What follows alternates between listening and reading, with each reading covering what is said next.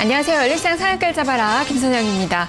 어느덧 2분기가 지금 마무리가 되어 가는 그 시점인데요. 시장의 시선은 중소형주에서 대형주 쪽으로 많이 옮겨지고 있는 그 상황입니다. 지난달만 보더라도 코스피가 한 1% 남짓 오르는 동안에 코스닥 쪽은 한 5.7% 이상의 하락률을 펼쳤는데요. 그만큼 중소형주보다는 대형주 쪽으로 조금 더 매기가 몰리고 있는 그 상황이라고 할 수 있겠습니다. 과거사를 보더라도 1분기에는 중소형주들이 강했지만 2분기에는 대형주들의 강한 움직임이 나타났고요. 최근에 외국인 투자가들이 담고 있는 그 바구니를 좀 보더라도 LG 디스플레이나 하나케미칼 이런 종목군들 위주로 포트폴리오를 다시 조정을 하고 있는 그 상황입니다. 자, 그렇다면 대형주에 유리한 그런 환경이 오늘도 나타날 수 있을지 살펴보도록 하겠습니다. 자, 열린시장 상한가를 잡아라. 지금부터 출발합니다. 먼저 개장 전 주요 뉴스부터 살펴보겠습니다. 어이지 기자. 네, 6월 26일 목요일 오늘 아침 주요 뉴스 확인합니다. 첫 번째 소식입니다.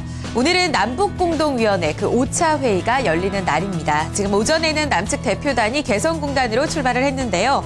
이번 회의는 지난해 12월 19일 이후에 처음 6개월 만에 처음 열리는 거고요. 또 올해 들어서 처음 열리는 회의입니다. 일단은 원래 기존에는 4개월 만에 한 번씩 열기로 했었는데 그동안은 북한 측의 호응이 없어서 6개월 만에 열리게 된 만큼 더 의미가 있다고 볼 수 있겠습니다. 이번에는 전반적인 의제 그리고 개성공단 운용에 대해서 이야기가 나눠질 예정인데요. 남측 대표단은 개성공단의 발전적 정상화를 기대하고 있습니다. 어떤 협의가 나올지 또 남북 경협주에는 어떤 움직임이 나올지 오늘 주가 흐름 확인해 보셔야겠습니다. 네, 정부가 오늘 현대차 산타페 그리고 기아 쌍용차의 코란도 스포츠 연비 과장에 대해서 과징금을 물기로 결정을 내렸습니다. 지난해 이미 산타페와 코란도 스포츠의 연비가 5% 이내에 오차 범위를 넘어섰다면서 국토부가 연비가 과장됐다고 발표를 했습니다.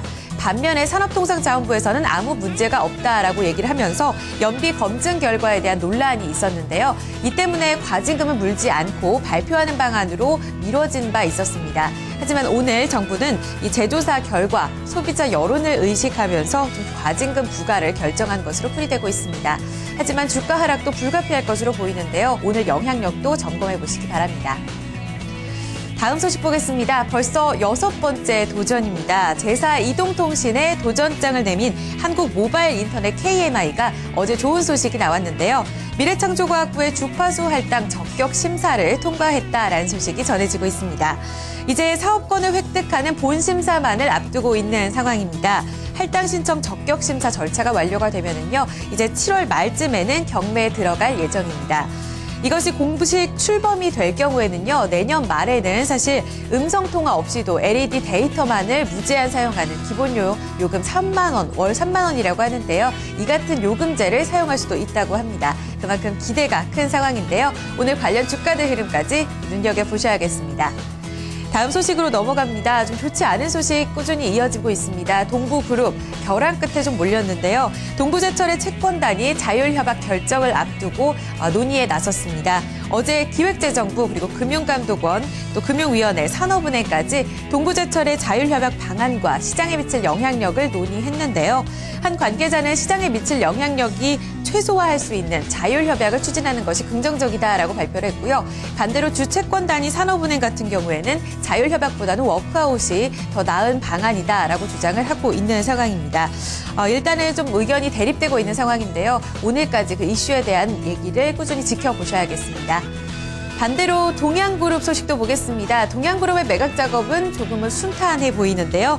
어제 장 마감 후에 공시가 나왔습니다. 포스코에너지가 동양파워를 인수하고 석탄 화력 발전 사업에 투자하겠다고 밝혔습니다. 어제 동양그룹이 보유하고 있었던 동양파워의 지분 100%를 포스코에너지가 인수하는 계약을 체결했는데요. 이번 인수로 포스코에너지는 총 590메가와트의 발전 용량을 갖추게 됐습니다. 황은영 포스코에너지 사장은 이번 사업 포트폴리오가 확대되면서 또 안정적인 운용이 가능하고 또 해외 진출까지 탄력을 받을 것이다라고 기대감을 전했습니다. 오늘 포스코 주가 흐름 그리고 동양그룹의 주가 흐름까지 눈여겨보시기 바랍니다.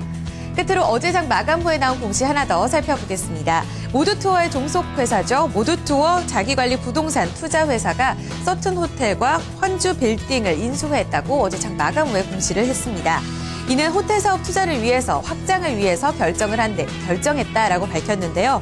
이제 곧 휴가철입니다. 모두 투어가 호텔 사업 확장을 통해서 앞으로 성장 동력을 확보할 수 있을지 기대해 봐야겠습니다. 오늘 주가 흐름까지 눈여겨보시기 바랍니다. 지금까지 오늘 아침 주요 뉴스였습니다.